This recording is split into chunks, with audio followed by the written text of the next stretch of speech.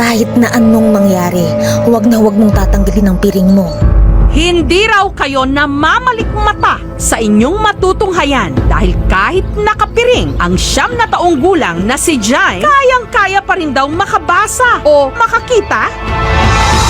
Katunayan, sa videong ito, natukoy ni Jai ang salita. Sapatos.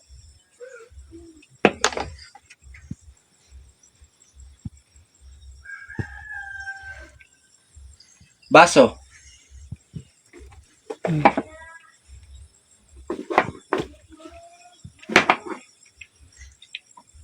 Cellphone.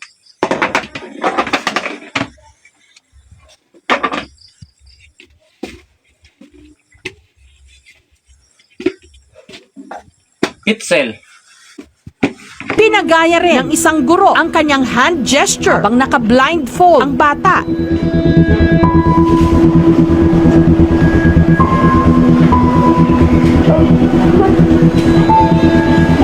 Habang ang isa pa nag-drawing sa papel at saka pinahulaan kay Jai ang sketch.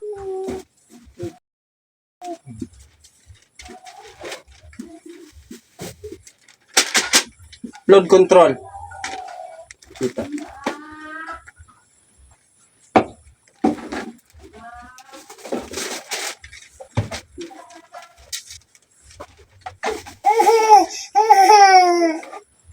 Kontraktor.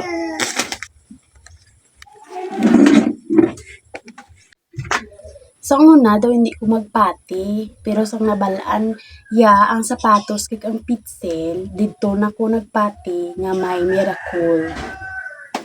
Ang kakayahan daw ni Jai na matukoy ang mga bagay kahit na nakapiring ang kanyang mga mata. Nagagawa raw niya dahil sa mas aktibo niyang pandama, amoy at pandinig. Ang ganito raw trick natutunan niya sa Japan taong 2011. Dito ko na tanan gipraktisan sa Japan kay gusto ko nga mabalaan ko man kung paano magpakot sang arang bisan tabunan imo mata, ay tabunan imo mata, magsimutan mo lang, mabalaan mo kung ano na siya. Kay kag nahiligan ko na kay may ara kumigo nga amo na nga ginpraktisan ko man. Sinubukan din ng aming staff ang blindfold para masigurong wala talagang maaaninag dito.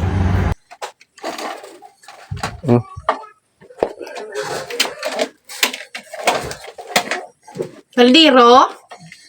Mali.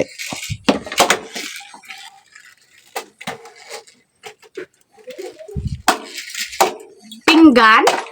Mali.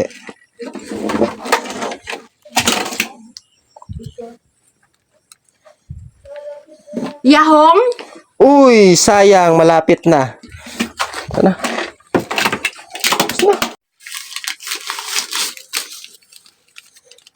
Charger? Mali na naman.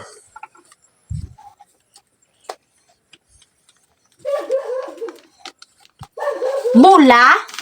Uy, mali, malapit na, sayang. Mas madaling magduda kahit pa nakikita na ng dalawa nating mga mata.